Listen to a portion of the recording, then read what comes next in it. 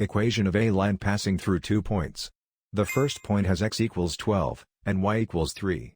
The second point has x equals -9, and y equals 2. First, place the 2 points on the coordinate grid. The run is the horizontal change, from x equals 12 to x equals -9, the run is -21. The rise is the vertical change, from y equals 3 to y equals 2, the rise is -1. Slope is rise divided by run, -1 over -21, which simplifies to 1 over 21. Now draw the line through both points. Start with point slope form, y minus y1 equals m times x minus x1. Then fill in the boxed values, slope is 1 over 21, x1 is 12, and y1 is 3. That gives the specific point negative slope equation for this line. Finally, solve for y to get slope negative intercept form.